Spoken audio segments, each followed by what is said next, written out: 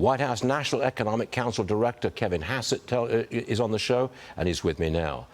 Kevin, if oil is down so much, doesn't that help inflation in the future?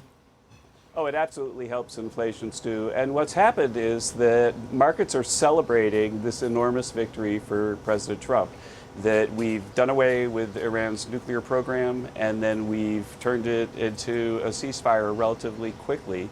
And markets had a huge risk premium priced into the price of oil, and that's going away, and I would guess it could go away quite a bit more. President Trump came into office on the campaign trail promising lower energy prices, and here we are.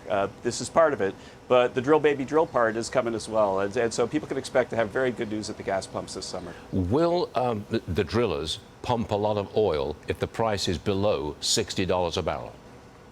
I think that that's about the sweet spot where it makes sense. And don't forget that once you get a oil well drilled, then you're going to get oil out of it for many, many years. And so the spot price isn't the only thing that they look at.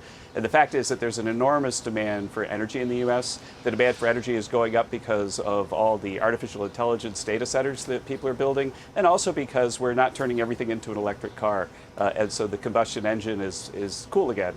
And that's going to really help American automakers and put pressure on oil prices over time because of the increased demand for gasoline.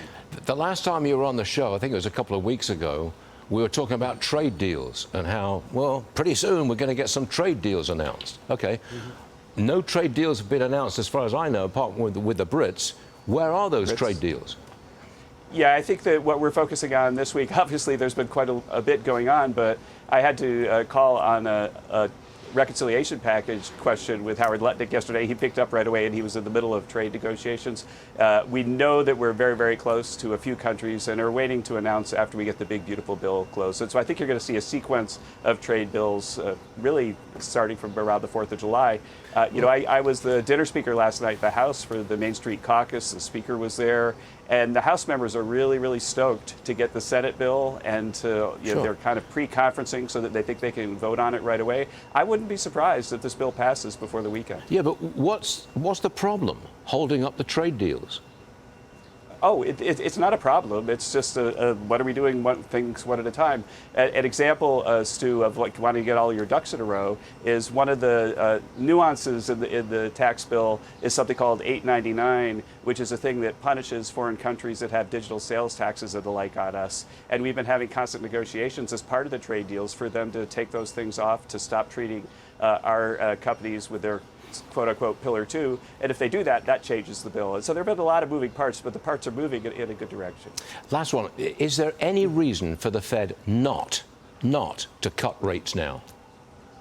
The Fed really can cut rates right now. If you look at it, inflation is the lowest it's been by any measure for more than 4 years, and there's absolutely no excuse other than partisanship for the Fed not to cut rates. And you expect a rate cut soon? I think that we're starting to see, we saw 2 governors yesterday come out and say that they expect the next July meeting. I was disappointed that it's only the ones that President Trump appointed that are willing to see that inflation's under control. I mean, you got to be mindful of these people gave us a massive rate cut right before the election to benefit Kamala Harris. They hiked rates right after President Trump was elected. Their partisan record is looking pretty sorry right now, and they got a chance to redeem themselves, and I hope they take it. Okay. Kevin Hassett, always a pleasure. Thanks very much for being with us, sir. Good to see you, Stu. Yes, sir.